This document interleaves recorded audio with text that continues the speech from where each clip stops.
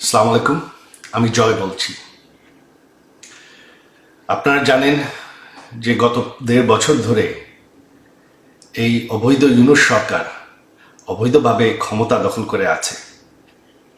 গত ১.৫ বছরে তারা আমাদের অর্থনীতি শেষ করে দিয়েছে। গত ১.৫ বছরে বাংলাদেশে কোনো আইন শৃঙ্খলা নেই। যত জঙ্গিদেরকে আমাদের আওয়ামী লীগ সরকার গ্রেফতার করেছিল তাদেরকে তারা জেল থেকে ছেড়ে দিয়েছে। স্বাধীনতার চেতনা তারা চেষ্টা করে মুছে ফেলছে, বাংলাদেশের ইতিহাস মুছে ফেলছে। তারা বঙ্গবন্ধু বাসা, যেই বাসা, সেই ঐতিহাসিক ৩২ নম্বর বাসা যেখান থেকে আমাদের স্বাধীনতা ঘোষণা হয়, সেই বাসাকে তারা ধ্বংস করে ফেলেছে। আর সবশেষে তারা এখন জামাতি রাজাকারদের হাতে দেশটাকে তুলে ধরার চেষ্টা করছে।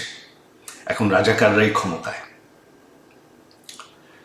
এখন তারা চেষ্টা করছে বঙ্গবন্ধুর কন্যা প্রধানমন্ত্রী শেখ হাসিনাকে বিরুদ্ধে অবৈধভাবে আইন বদলায়, মিথ্যা মামলায় গায়ের জোরে সাজা দিতে।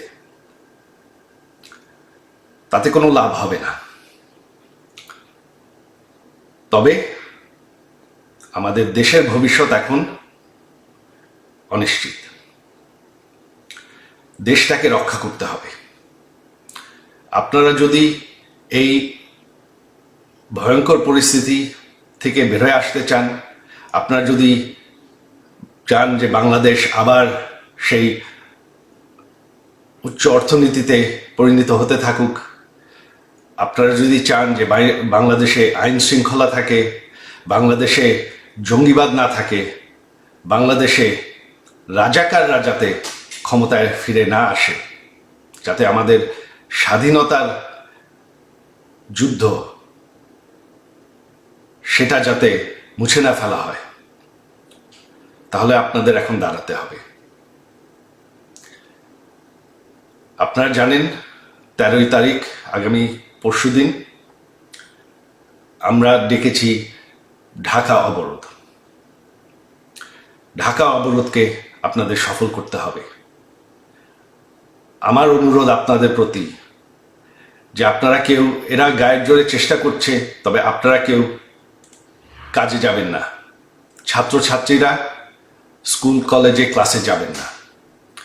দোকানপাট, বাস, রিক্সা সব বন্ধ রাখবেন। এরা গায়ের জোরে চেষ্টা করছে দমন করতে, তবে ভয় পাওয়ার কিছু নাই। আপনারা যদি বাসায় থাকেন, এরা আপনাদের কিচ্ছু করতে পারবে না।